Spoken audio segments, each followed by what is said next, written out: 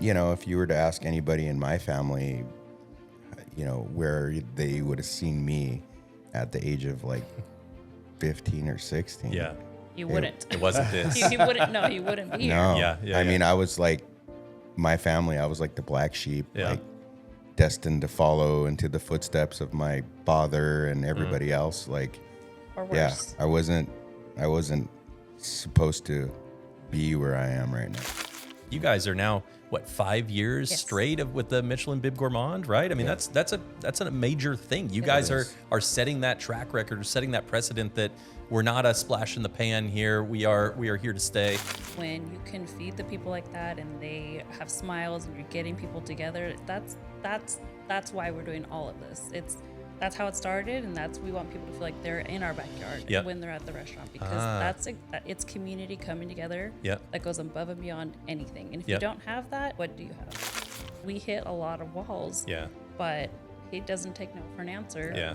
And I'm right behind him saying, you go get that, yes. Yeah. That's the American way, right? It's like you gotta just work your ass off. You know, there's no excuse. Yep. You know, we're here. Yep.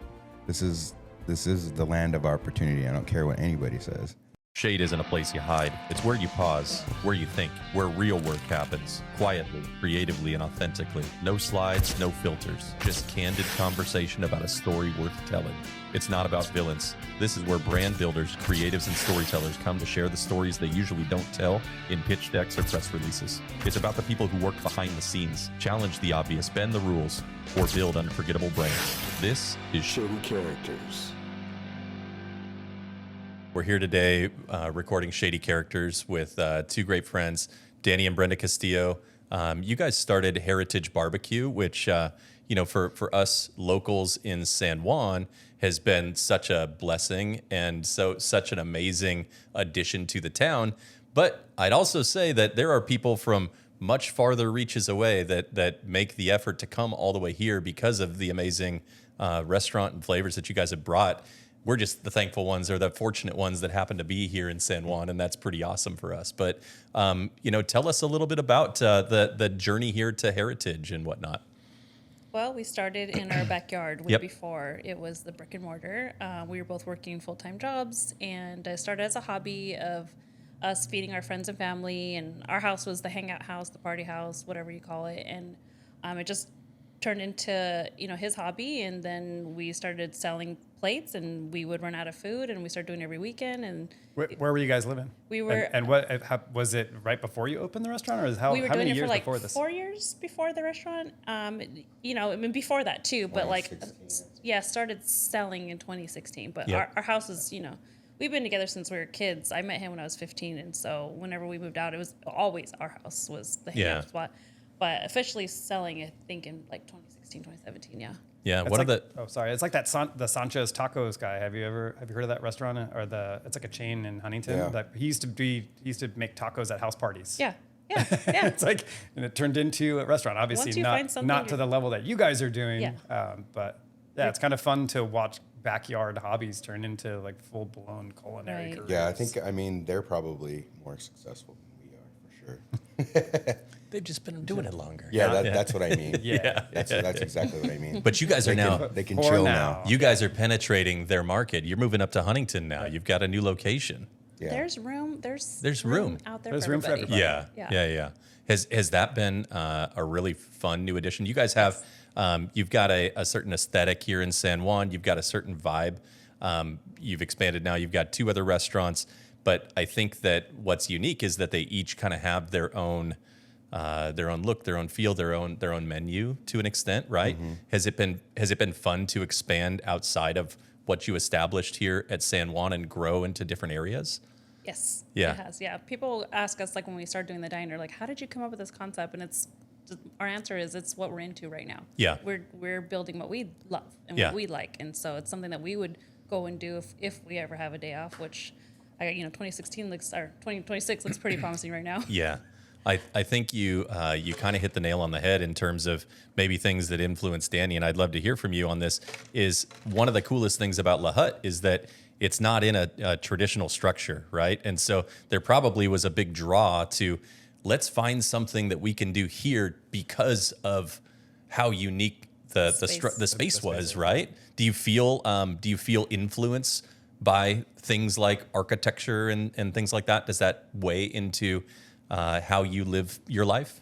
Yeah, absolutely. Like Brenda had mentioned, history is huge for me. Yep. So I always feel like you have to look at the environment first, and then it has to be organic. So, just sometimes sitting in an area and looking around and like listening and feeling, the energy is a big thing for me. Yeah. So I got obviously, it's the World War II thing. So then you just kind of build off that, 1940s, diners and, start thinking about like bomb shelters and how that, for a little while I had this wild idea of doing some like flying saucers and like Area 51 looking things, like a desert diner. And so, which to me, that was a little bit too masculine, and we had kind of done that already. So we were looking for something a little bit more feminine. So girls can get together on these day dates or brunch. And so, I think that's something that, females always need a place to go. Yeah. And so that was kind of our focus. And that's why you see those colors and, like this, a little, the softer palette, very Wes Anderson kind of vibe. I hadn't thought of it like that, but I like that. How much influence did Brenda have in this one, knowing that it was more skewed towards the feminine side? Danny really runs with a lot of stuff. Like, people joke about our house, like, what's your interior designer's name? I'm like, he's right here. Yeah, I have a lot of, there was, you've got opinions. Yes, he does. Yeah. The influence on Wow, that's awesome. Yeah. My interior design's name is Mrs. DeBrincat, and I am married to her. Yeah, there you go. Yeah. Cheaper. Well, maybe not. Definitely not. Good answer. So you guys are up to 3 concepts. They all kind of have this unique vibe, this unique feel. The newest one is up in Bolsa Chica. It's a big outdoor space. You get a line dance in the sand. You've got room for a band. It's not the same, big platters. It's more, smaller meal packages kind of thing, right? Like combo plates or whatever. Like barbecue fast food. Yeah. Is there anything that you're hoping to do in the future in terms of, is there a space that you're like, if I ever found a space that gave me this, like I would love to find it? Sure. And if so, what is that? I always kind of have my ear to the ground. We get approached by these big developers that are usually involves obviously making somebody else a lot of money. So I would like to be the one that makes the money, be my own landlord type of thing. That's the dream, really. You know, is owning the land, owning the building, which is almost impossible nowadays, especially within a city limit. Sure. Yeah. So I would love something off the kind of the beaten path, and I think that our name is big enough to where we can do that now. Yep. So, for instance, if I found a really cool place off the Ortega, where folks could kind of drive and feel like they're getting away. You have like the Hell's Kitchen up there that's closed, maybe something like that. Or I'm thinking even like by Rose's Cantina out off in Trabuco Canyon. Yeah, like Trabuco Canyon. Yeah. So something like that. For me, this is a generational thing, something that we're building for our children. Yeah. And I don't feel like we can be that unless we get there. Yeah. So, to answer your question, I would love a place where, we could have a really big barn for, events. Yeah. Music, not necessarily line dancing, two-stepping, real stuff. Yeah. I've tried country dancing once. And it happened to be at your restaurant. Do you remember the year you guys opened? We had this harebrained idea of doing our client holiday party on the patio. Yeah, and I think we might have been one of your first events that you did there. It was such a fun experience. But we had a band come, and we had Marie Kelly came and taught line dancing and whatnot. Yeah, that is the experience that Tim realized he's not a line dancer. That was my first and only attempt, and I will not try again. Yeah, but I think that Orange County or Los Angeles or whatever, they all could use a place where you could get really great barbecue, have really good drinks, have really good live entertainment and dancing. Like, Yeah. But that, that's a big footprint. Yeah. I feel like those used to be here back when, because I grew up here. I'm not going to date myself, but pretty much my whole life. But there used to be cool places like that around here, and they're all gone. Yeah. It's like, Right. so yeah, there needs to be some kind of a shift where some of that comes back, where you actually get out Well, and you have these. if any time, it's now because of the way how popular country music is now. Yeah. That's why something like this works in Bolsa Chica right now. Yeah. It's having a moment. I would right? say Yeah. that, like, I would argue 99% of those folks that are there don't really live that lifestyle. Sure. It's more of a cosplay thing for Yep. them. But, that's to our advantage. So. Yep. So how does that relationship? So we know Alicia from Project Group. How does that relationship work with her and with you guys She down has on a the beach forever there? lease for all those beach, what do you call it, concession stands? Yep. Yeah. What, there's 4 or 5 of them or something. Yeah. So she had the idea of turning that spot into a beach honky tonk, and she wanted us to do the food. So after a little back and forth, the divide is she does all the alcohol and the entertainment stuff, and we do only the food. You got Yep. the food. Yeah. Okay. So it's a perfect great relationship. then. Exactly. Yeah, super fun. She's amazing, too. She's Yeah. she's love a her. engineer She's a good at person. her own product, and we're the same on our side. Yeah. And so we mirror each other, and it's been a great partnership. Yeah. Yeah, I've known her. She used to work for OC Weekly. I don't even know if you guys Yeah. remember Yeah. that magazine. Yeah. She ran them, she was like the marketing girl over there Right. and did like the music section. And She's amazing. she's had such a She's great awesome. come Her, up. She's her awesome. and her husband. yeah, they're great people. I don't know her husband too well, but she's He's super cool. Yeah, awesome. I love seeing good things happen for good people. So. Oh yeah, for sure. Yeah, They Does the deserve it work. for sure. So- She works her ass off. Yeah, she is. So let me take it back, and I'm gonna probably embarrass myself talking about this in front of you. But one of the things that I would like to chat about is the origination of Heritage. It started in your backyard. It started as a way to bring community together, friends and family. You realize the plates were all empty. Everyone loved the food. Hey, we might have something here. Let's start selling it, right? I like to do that too. I cook on a Traeger, okay? But I bring everyone together. You can laugh at me afterwards, but It is pretty damn good. but I will say it's pretty good. for It's what not you it's do, not heritage good, but it's pretty good. There's this sense of where I'm going with this is there's this sense of pride when I bring people together and like the ribs are gone and people are licking their fingers and the brisket is like just little bits and the people are still going back for that. I got to imagine that the pride that I feel off cooking what is probably very mediocre barbecue is got to be something that like is a motivator for someone like yourself that does this at such a high level, right?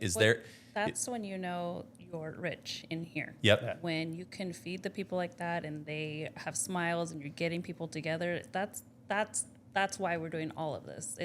That's how it started, and we want people to feel like they're in our backyard Yep. when they're at the restaurant, because it's community coming together. Yep. That goes above and beyond anything. And if Yep. you don't have that, what do you have? It's Yeah. not worth any of that if we can't relate to our customers, we can't bring them together. Yeah. People make new friends when they come to our restaurant, and that's what we're about. Yeah, you guys have done a really good job of curating a space that does feel inclusive, right? Like it does feel homey. It does feel like people are so friendly. The staff is great. They remember you. Like it's just this. You do a really good job of like allowing it to feel kind of like that backyard barbecue, like you're talking about. I think that's a really unique thing that you guys have kind of somehow figured out how to do.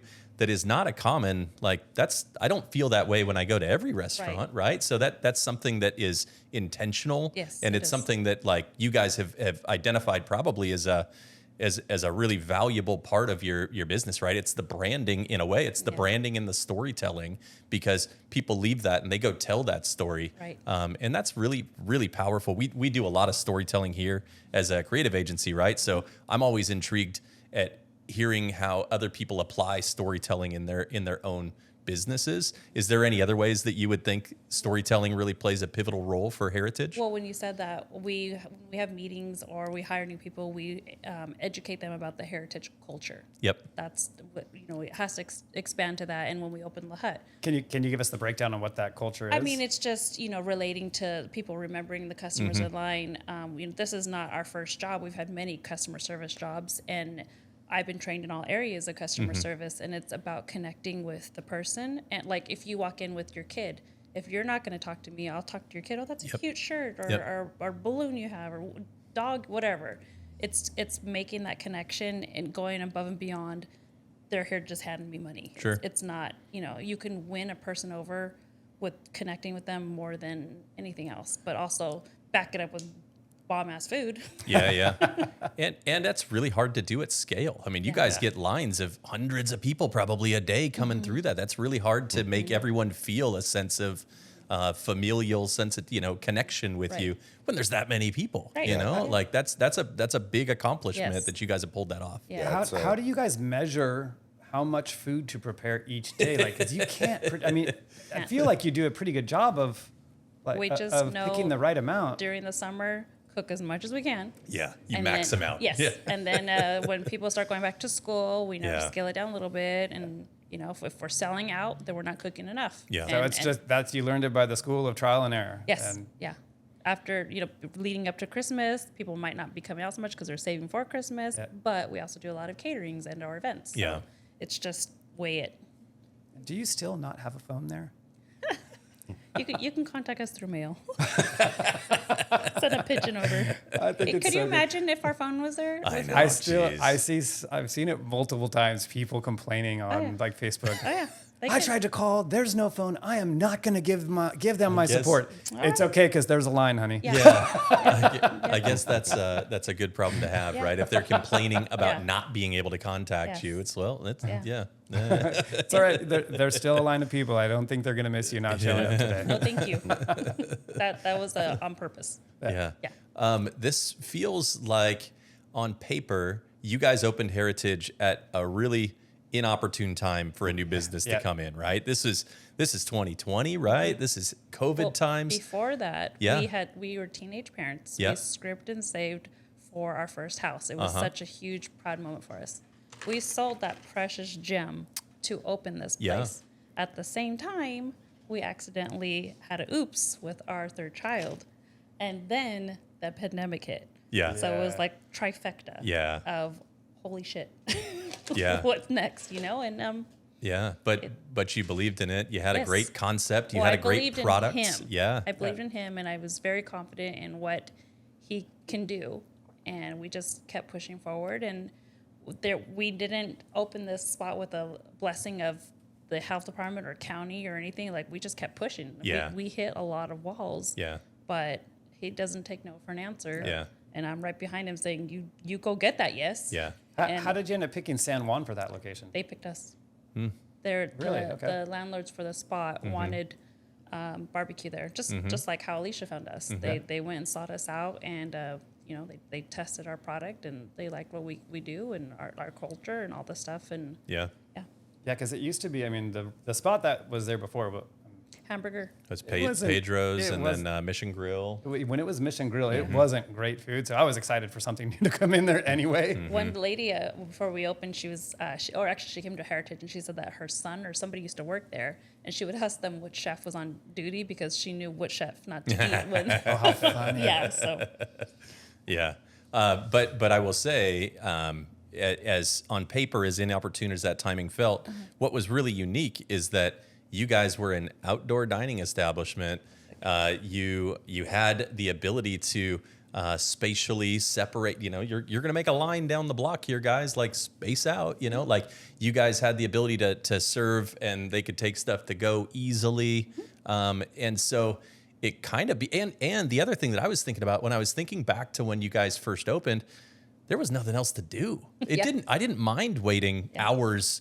I'd bring, a cooler and a beach chair, and you're like, I don't mind this. Like, it's kind of, you kind of had like fun line conversations, that was like part of the experience. And it wasn't like I had anything else better to do anyways, because everything else was closed. It was like we planned it. I know it's kind of funny how it almost worked really well to your benefit, because people had the time and you had the ability to stay open at a really weird time to open a restaurant, and you kind of found this what I am assuming is like fairly immediate success. Is that accurate? Yeah, I think the pandemic is when TikTok and all that exploded too, and people were driving down from like Pomona or Palm Springs or wherever because there was no traffic. You can get here. There's no work either. Yeah, Everything was closed. Everyone was working from their laptops or the influencers. Come follow me. I'm going to eat this new barbecue. Everyone spot. became an influencer at that point. For sure, and it came to our advantage. Yeah. It was the perfect space for us at that perfect time in history. So you took a big gamble. You sold the house. Things personally weren't, you were like, this is a make or break it moment, right? Yeah. But you made it. And so how does that feel as an accomplishment to know that, hey, we scrimped and saved to get that house the first time. We're putting it all on the line to run this. And it takes big balls. It takes, it does. Yeah. And it also takes a lot of support, right? A lot of support in your network. And I think one of the beautiful things about the restaurant that I see now is that your network, your support is a lot of family. It feels like you go there and everyone, you guys have personal connections, and there is family members that are also working in this because they all want to be part of that legacy. Correct. How does that feel as the person that kind of built that foundation, the people that built that foundation? It's never-ending pressure to keep consistently providing that kind of environment to not only our staff but to the customers. But it's a good feeling to know. I've had this draw to him since we met. Mm-hmm. It's great energy, and I would say, what do you think that draw is? Vice versa. It's just excitement. Yeah. He gets excited about this stuff. He's so passionate about things, and he's good at anything. Like, the joke is whatever he touches turns into gold. Mm-hmm. Because, I mean, look at me. No, just kidding. And I gotta say, bling bling. But it's a magic touch, and there's no way to really define it. It's how what's it turned into. And people are like, oh, this empire you built. It's like, empire. We're just a mom and pop. Mm-hmm. We don't have any to sit back and do these plans, a business plan or any of that. It just, the monster of the food and the culture and all that stuff just kept growing, and we're chasing after it this whole time. Yeah. What is your favorite thing to cook?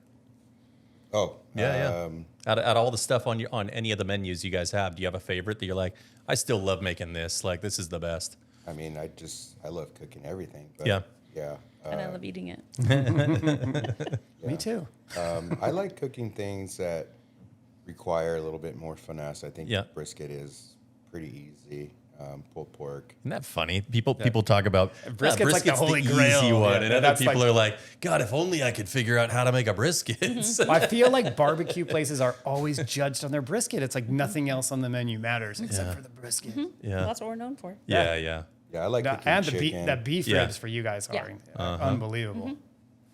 Yeah, the beef ribs. So you've clearly been doing this for a while, and I know Evan knows your story. I know it a little bit less, but how did you get into barbecue in the first place? And what is it, or is there something that you guys do different than anybody else that has put you at such, I mean, I'll say you're put like on such a pedestal compared to other local barbecue places? Like, is there something different that you guys do, or a different approach that makes it so unique? Yeah, I think that a lot of barbecue joints just kind of turned into, a second thought for everything, Restaurants in general. Yeah.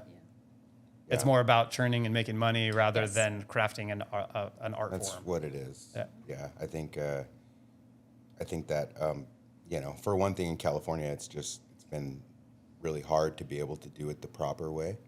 And now that folks are able to do that. Is it like an emissions thing, or a little bit of that? Yeah. And, health department things, being able to figure it out, finding the right people that are willing to dedicate themselves for something like that, because it's a lot of hard work and the conditions aren't always the best. And, it's... you've got guys there 24 hours a day, I believe, right? Running the smokers? I think we're pretty efficient on the way that we run the restaurant. So, obviously for labor purposes, we have to, we don't cut any corners, but, we like to figure things out. Like there's some things that they do in Texas that I don't understand why they do, because they can, do things, and it just my biggest thing is always trying to find people that can think things through or adapt.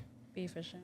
Because with barbecue, you have to be able to adapt. You have to be able to, if it's raining or it's super hot outside, what do? You just don't continue to cook the same way that you've been cooking through the winter or through the summer.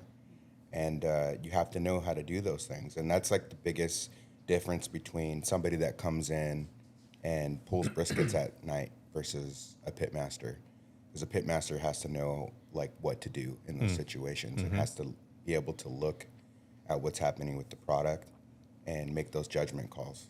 Is that a self-appointed title, or is there? And I'm just asking out of like, because I don't know. Is there some kind of course or understudy or apprenticeship you can take? No, I mean it's the same as chef. Same as the title of chef. I think it's used, too loosely these days for both. Yeah. But it's just you just put the time in, and people start calling you that. Eventually. Are there any pit masters that you guys look up to, that have paved the way for you? I don't know about paved the way. Yeah, but maybe have shown you that like, hey, this is what we can do if we're good enough, if we try hard enough, if we're determined enough. This is the type of stuff that we can ultimately the rewards we can reap from. Sure. I mean, I think that anybody that we know has started from the ground up. So a very similar story to what we have.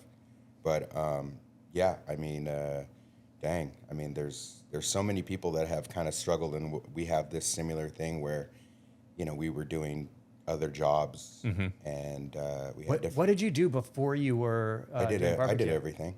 I worked anywhere from like Home Depot or no, like no, like anything pretty much hands-on. Any that didn't require me having to be in an office. Gotcha. Yeah. He did car restoration. He did pest control. He did DJing. Yeah. Okay. So a ton all at the same time.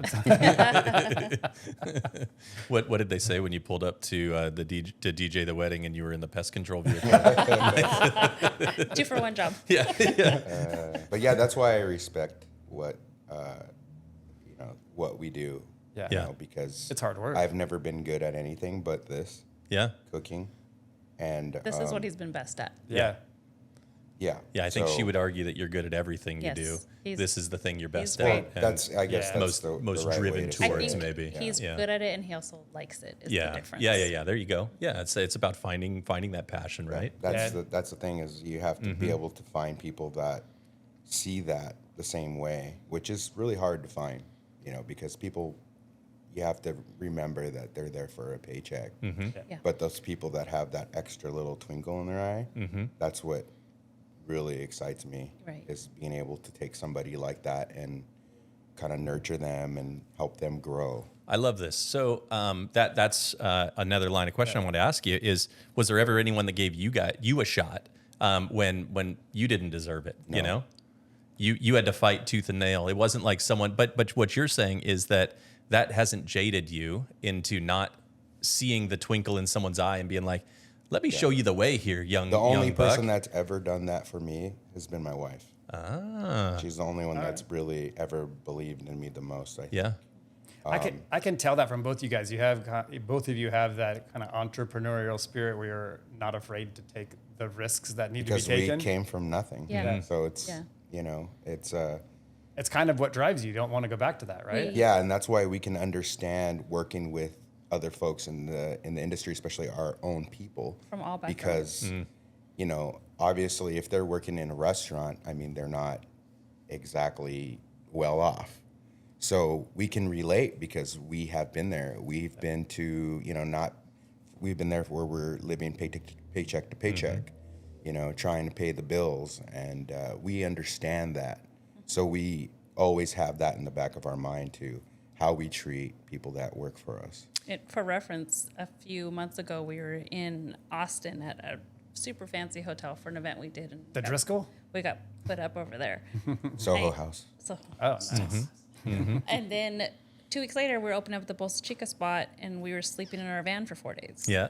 Like showering in a public bathroom. So like we can be placed at different places, but we still know our roots. It doesn't bother. It doesn't bother us at all. Can I also safely assume that there isn't like a clear path to becoming a pitmaster or working in this industry, and so people, as long as they've got that drive and that twinkle in their eye, like I mean, I think that you have to, for one, be a very respectful person.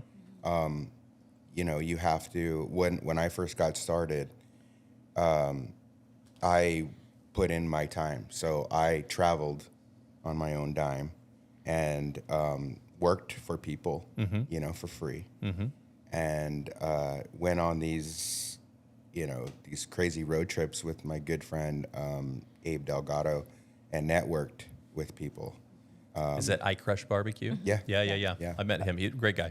Yeah. We would do these road trips where sometimes we would go to up to 10 places. Yep. Is he in Houston by chance? Or No, outside no, Houston? he lives here now. Okay. He lives in a small city called Corona. Oh, I think But yeah, we I did think I that. passed by that on the way to Palm Springs. Yeah. Yeah, we stayed in shitty hotels and Yeah. ate a lot of barbecue and Yeah. hung out with a lot of good people. Yeah. How do you find those? Do you just walk up to a barbecue place, or do you call those guys in advance and say, "Hey, look, I'm looking to get some experience. I'm willing to come get hands-on training." I Can I mean, come work with you? in the world of, you know, social media, you know, you can reach out to them and say, "Hey, I'm going to be in town and love to meet up and talk with you." Is it a community that, by and large, is inviting? Is it common for people to be like, "Sure, come on, random person I've never heard of, come back into the pit. No, Let me I tell you think- my Let me secrets"? show you, Or let is me it show you how like the sausage is made. He's Yeah. a very So- personable person. Yeah. And he can, I always joke he can make a friend with a wall. Like That's he this just, guy. Yeah. So it takes that personality to be able to, like, I could never, but he could do it 1,000 times over. Yeah. And he just, when you're talking about people that you look up to, or Yep. that's why we take so many trips, and our plane keeps landing in Texas when it could go other places. But, you know, just we get re-inspired being at other places that do just as good or greater stuff that we do, and we taste it like, oh yeah, let's bring this back home, or like, man, we need to up our game, or oh, that's a cool trick, and vice versa. People come to us and like are inspired by stuff that we do. So it is a big community, and once you're in, you're in. Yeah. Unless you mess yourself up or do something stupid, then you're out. Sure. But like, we did a 4-day event in Chicago last month, and we didn't make any money from it, but it's about the community. Yeah. It's about being together with your brothers and sisters that do the same thing, that are in the trenches together, and it's a good time. Yeah. That was the stuff that you did around Lollapalooza, right? We were in Windy City, Chicago. Okay. Was there something at Lollapalooza that you guys did? We did Stagecoach. Are you talking about that? No, in Chicago. No. I thought I saw there was like a maybe they just posted about you guys that you were there. Maybe it's the same. I think it was the people same. that promote it. Maybe, yeah. Could be. You guys also found yourself recently in Chicago, and I know that you don't do this. Heritage is not a place that you don't do it for the accolades, but you guys recently found yourself in Chicago for some other accolades, right? And what does it feel like to become a finalist in the James Beard Awards? I mean, that's a pretty unique and astounding thing. Did you ever see a world, 10 years ago when you were making barbecue in your backyard that you thought you'd be wearing dapper to the nines in a gala setting in Chicago, being recognized for what you guys have built? Right. Yeah. No. We, The short answer, no. yeah. I mean, going to culinary school, you kind of feel like you're going to end up going down the fine dining route. And then you get kind of bummed out, that you're not. But, then you find ways to implement those same sorts of, that structure that you learn. Yeah. And then it's cool to see that people are understanding the amount of work that goes into what we do. I mean, it's really no different, and I talk about this a lot. It's no different than being a chef in a fine dining restaurant. The thing about what we do too is it's beyond that. I mean, when we go to the James Beard Awards, we see a lot of chefs that are chefs in other people's restaurants. We are chef owners, and so it's a lot more, and it's a lot more responsibility. Sure, you have the business to run as well. We do. Yeah. And so if I only had one job, which was to cook, that would be amazing. Yeah. But it's more than that now. It's a lot of logistics and financial things. And when you sit in that room, do you feel a sense of community that everyone is welcoming to? A pit master in this room? Is it like we are all tied by the bond of doing something similar, or is there a divide where it's like, oh no, I'm a fine French cuisine chef? It's you can bro down with anyone equally when you're in that room. Is that pretty? Yeah, I mean, I think that there's so many different types of chefs or cooks out there now, like cooking so many different things. From like hole in the wall Indian places that are getting James Beard awards. Yeah. To 3-star Michelin restaurants. In Los Angeles. So it's Asian like food, pizza. How do those guys source you out? Like, how did they find you for that nomination? Do you have to be recommended? Do they have like a team that goes out? They have judges. Yeah, and they come and spot us out when they don't announce it. We would never. You don't know that they're there. You don't know that they're there. They come in. They try to. We could do this. We could do this, Tim. We could be judges. We just go try restaurants and not tell anyone that we're there secretly. I would be so into that. Being in that building though for the awards you just feel the history, and that's what was like. Yeah. It wasn't necessarily the people there, which is another thing to be on its own. But all the history that went on there, I was just looking at all the walls and the windows and the doors and the gold. It gets back to your point. You love the architecture or the history of it, of historical and at classical. the same time, I'm getting text, places. Mom, can I order Chick-fil-A tonight? It's just like well, being able to be in the same building as like Daniel Boulud or something. How cool! Yeah, amazing. Somebody who you look up to. Yeah. Did you meet anybody out there that you were kind of looking forward to meeting? At the awards assembly, I mean, there was a lot of people that were kind of up and coming. Obviously, that's why they're there. And there's some people that have like that's why I told Brenda, like I didn't go there expecting to win, because I do see it as a very prestigious thing.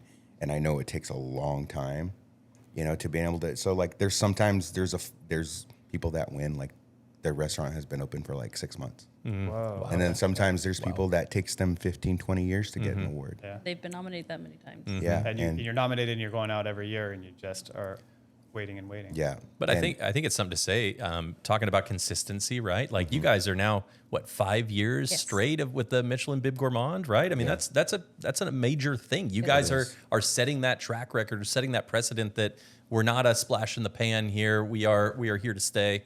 We're going to continue to make great food. This isn't something that we did once really well. And that would bum me out if we lost that. Really, it would. Yeah. That's something that at this point it becomes a standard, right? Like we got to maintain this, and you have to maintain it. Yeah. Do you get that? Does that is for this location here, right? Yes. So you would have to then get it for La Hut or get it for like those would all be treated separate. Yeah, I don't think that something like that would happen for like the honky tonk. Yeah, but La Hut definitely has a chance to get some recognition. What's your favorite thing on the menu at La Hut? I would say, however, our chefs that work here do work there too, so you're still getting the same quality. Yeah. My favorite dish at La Hut. I think La Hut's got such a fun menu. Yeah, we came out with some new brunch items that I have not had yet. I haven't had brunch there. Yeah, but my eyes and mouth are drooling every time I see it posted, just probably like you guys. The patty melt is melt's great. Really good. That's or the chicken Caesar. Yeah, that's really good. It just depends on the day. If I'm feeling, like I want to eat one way or the other. Yeah. And the patty melt's great at La Hut. The smash burger here at Heritage is like so good. next level. Today. God, that's good. It's so good. I know. Jose was telling me that he's had to like turn them off. He's no longer allowing himself to eat the smash burger because he was eating them every day. He's like, these are too darn good. Yeah. Speaking of Jose what's Jose's role at the restaurant here? He's the front of house manager. Yeah, front of house manager. Great guy, family, right? Yeah. Like I said, you guys really breed this family thing at Heritage. I know that you guys have a big family, and you were talking about kind of that the role of heritage is that we have something to pass on. I want to talk a little bit more about legacy and tell me, like, what does legacy look like, or what does a successful legacy look like for you guys? Well, currently right now, our daughter, she runs the catering and events. So she's fully plugged in. She started off, she was actually our first employee in our backyard selling plates and then our pop-ups, and she was amazing. A cashier here, and eventually she was like, I kind of want to stop being front of house. Yeah. So, and then now our son, who's a teenager, he's doing cashiering and busing and all that stuff. And then our little 5-year-old, he thinks he owns the place. So, but yeah, it's, coming from our background of starting from nothing and, working, me and him were working 3 jobs at a time just to support our little tiny family. We want to give our kids some more security, something that they can hold on to and, run with this if they want to. Do you see passion in your kids to carry this on and learn the trade? She started going to culinary school. Our daughter, How cool! And our son's talking about going to business school. I'm like, thank you, Jesus. Yeah. There you go. There's the team, right? Exactly. Yeah. We always try to. And then the push. 5-year-old can be their boss. He probably will. He probably will. He already is, actually. Yeah, we always try to push the kids to kind of like think independently. Yep. Because I feel like schools always they kind of groom you to go work for somebody else. Yeah. And so that's kind of been my thing since we started the business. Is like, hey, you don't have to go to college, but if you go to college, make sure it's for something that you can do for yourself on your own. Yeah. Because you don't have to go work for somebody else. And a big thing for me is I really consider myself an old soul, and so I grew up watching a lot of gangster movies, a lot of mafia, things like that. So, like you mentioned, Jose, my brother-in-law, I feel like I always wanted to have a restaurant where I had someone that was like a maitre d' or a manager that would know you by your first name and remember things about you and, hey, Mr. So-and-so, it's good to see you, how are such and such. So for me, that's a big thing. And like when I put him in that, or when we put him in that position, that was something that was like, oh shit, this is like, it was so natural. Yeah. It's a really cool experience to have that happen when you walk up to a restaurant. The only other time I've seen it done like that, not in like a fine dining restaurant, is up in Long Beach. There's a place called Open Sesame, and they had a guy named Woody, and he just sat out in front, and he was like the hype guy. He knew everybody. He said hello. Yeah. It's very old school. It's super old school, but it made you feel so good. You always wanted to go there. And I think it does the same draw for you guys. It's like, sure. You go by, or even if you're not going there, you walk by and you tap them on the shoulder. Hey, we're not coming in, but just wanted to say hi. It's like you have that cool commonality. And it's natural for him. He's not putting on a show. That's just his personality. Could we say he's your consigliere if we're bringing this back to old games? Well, I don't know. I don't know about that, but he's probably he's more like a hitman that doesn't kill people. You go to a gangster. I go to dodgeball with Ben Stiller, my consigliere, Michel. He's like killing them with kindness kind of guy. Yeah. Well, and I'm pretty hard on him too. So and he understands. Well, he's your brother-in-law. You got I mean, he's married to my sister, which is punishment enough. Yeah, and I don't mean like I'm mean to him, but he knows my expectations, and he does. And he understands that I will do everything I can to make sure, if this is what he wants to do, like that he will be a part of what we're doing for as long as it's around. Sure, that's awesome. And to let you know, his dedication is when we first opened, they were living in Las Vegas. He would drive down, stay at our house for the 4 days we were open, work, and then drive back and go home with my sister and the babies. And awesome. they did that until they finally moved down here. Yeah. And that's because he truly believes in like what we're doing. Yeah.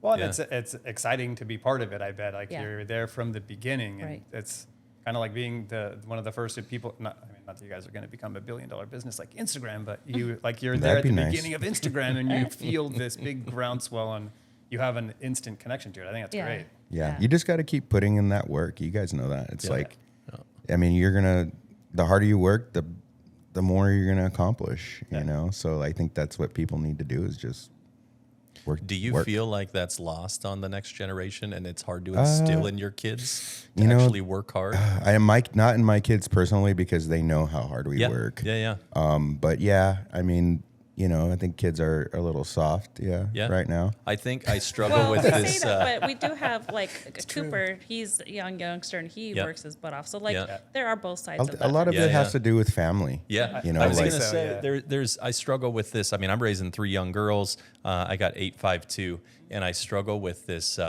like not wanting them to fail, but also recognizing that there is. There is strength in that adversity, maybe, right? And I mean, fail is like I'm okay to like let them make mistakes, right? And because I feel like it's so the only way they learn. So much growth that happens through that, and I don't know that. Yeah. I guess I'm curious, and maybe you guys have an opinion. Like, is it just that the generation that is all coming into the workforce now was never allowed the opportunity to make they don't have the same drive, or you guys don't feel that same? I don't know. I don't feel like I could like put people in a specific I think it varies category, culture to culture and household to household. Yeah, I think it's a lot how you're raised, and you the quotation marks. You don't want to do what your parents did, but then you end up doing what your parents did, and you don't want to mess up your kids because you're messed up, and it just And for perpetuating cycles. Our case, we have 3 kids, but they're all. The joke is once a decade we have a kid. Yeah. All of our children have different parents because we were teenage parents. We were parents in our 20s and then parents in our late 30s, right? Now you're a little more affluent than you were before. Yeah, I mean, the struggle was harder when you were younger, so you were probably a little more scrappy. Our littlest, I just signed him up for private school. Our first one.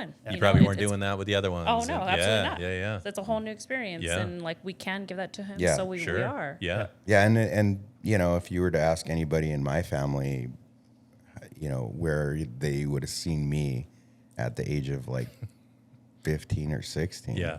You wouldn't. It wasn't this. You wouldn't. No, you wouldn't be here. No. Yeah. I mean, I was like my family. I was like the black sheep. Yeah. Like, destined to follow into the footsteps of my father and everybody else. Like, or worse. I wasn't supposed to be where I am right now. So where did the drive, according to them, where did the I drive saw and the diamond in the determination rough. come from then?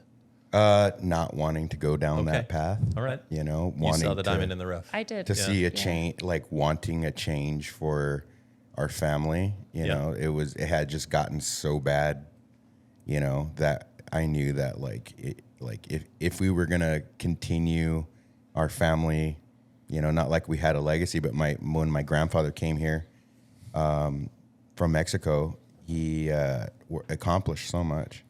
He became a citizen and he worked his ass off for the laborers union his whole life, and he bought a home in the 1950s in a big white community in Orange County. And he drove around a BMW. He's a very, very proud man. And then after that, like the kids, some of the people in my family, my father, kind of like, I don't know, they were spoiled or whatever it was, and they just fucked it up for everybody. Yeah. And so I just wanted a good family and try to put effort into doing stuff and not using my family as like a cop out, of like where we're going. Like, can't say like, oh, I'm living in an apartment paycheck to paycheck because, my dad was a drug addict or something like that. Failure isn't a result of your family. It's a result of like your efforts to do better. It's that's the American way, right? Yeah. It's like, you got to just work your ass off. There's no excuse. Yep. We're here. Yep. This is the land of opportunity. I don't care what anybody says.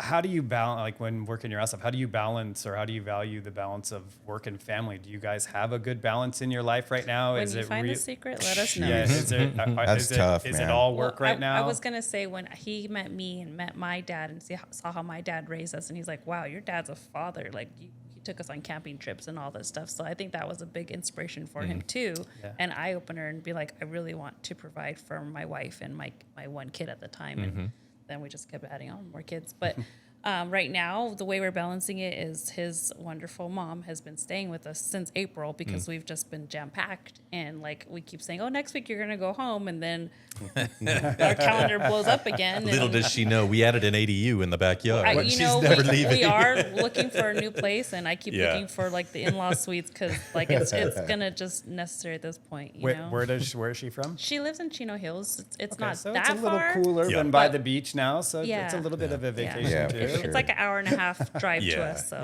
we're like, come. It doesn't smell like cows down here.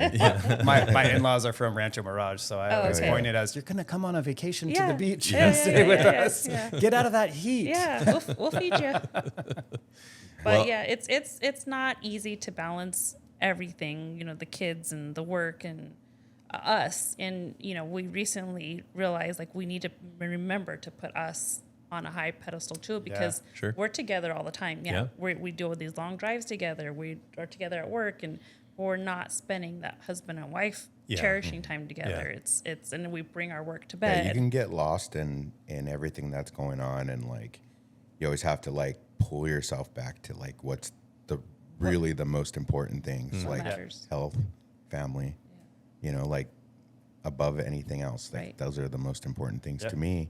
Is your family safe? Did anybody die? It's not worth sweating over that. Right. As long or as how fast our kids are growing up, and like those moments of, you know, the toys on the floor and like how quick that's going to go. Yeah, it's one of those things you guys will realize. You'll pick your head up and 10 years have gone by and you're like, wow, what just happened? But you guys are due for another kid in 5. Yeah, I know you're getting Oh, geez. Nope, we're good. Yeah, I can't do that anymore. At least not for me. You might have to find If I'm pregnant, we donor. got a problem. I'm lucky. I timed out from old age, so I'm safe here. Oh, wow. Yeah, we were noticing our little one. He was running through the house, and you know, the little kid, the flat foot. You know, when they're walking, and we're like, we're not going to hear that much longer. You know? And our dog's following him around everywhere because we know how fast it goes. We have a 25-year-old. It just goes by so fast. So we are blessed too. Yeah. Well, I think one of the things that I love is I get to run into you guys in town a lot, which is always awesome. But you guys are always together, and I think that's so cool that this is something that is a shared passion and a shared interest and a shared vision between you guys. And I think there's something so amazing about having that like the strength in numbers and the strength in support, right? Yeah. So Right. I think that's very cool. I need Brenda for a lot more than just that, you know, husband and wife companionship. I mean, she's my business partner. So, you know, there's things that she can do that I can't do or don't have patience for. And so I don't like the emails. I don't like the correspondence or like the fine details. I'm like, just tell me what I need to do. Yeah. You know, I'm going to take care of this. You got that. Yeah. And vice versa. Tell me where I need to be. There's stuff that you won't find me in the pits, you know, cooking brisket. Like, no way. Have you ever tried? Oh, no. I know my place, and it's not in the kitchen. You know, I cook at home. I can cook at home is what I should say. Yeah, but like I cook like fatty stuff, like tacos and enchiladas or whatever. Comfort food. It's the Hispanic in you. Exactly. And he's like, do you want to make dinner? I'm like, well, I could, but you know, it'd be better. We both know it'd be better if you made it, you know? So it's a balance. Or we just, you know, order in a pizza. Sure. Yeah. If it's my night to cook. Yeah. Well, you know, it's been a real honor to have you guys here with us. We feel very grateful to have you as neighbors here in San Juan. We feel just an amazing sense of pride watching your restaurant grow and having the opportunity to keep you know, trying the food and trying the new concepts and everything. I think that it just keeps getting better and better, and we like being on the sidelines cheering you guys on. So well, it's the same. We feel the same. We appreciate that. Awesome. And we love that we're seeing this change here in the city. Yeah. You know, where it's like, it's so cool, right? It's cool now, man. San Juan's having a moment. Yeah. I know. It's having a moment. Yeah. I think so too. Yeah. What is the saying? The rising tide raises all ships, and like absolutely. I feel that way. I do. Yeah. And I think that, but I do feel like the rising tide only happens through the determination, right? Through having that drive and that motivation and that unified focus. And you guys have done such a good job at finding that. So it's a real honor to have you give us some time today and learn a little bit more about your vision. So thank you. Thank you guys.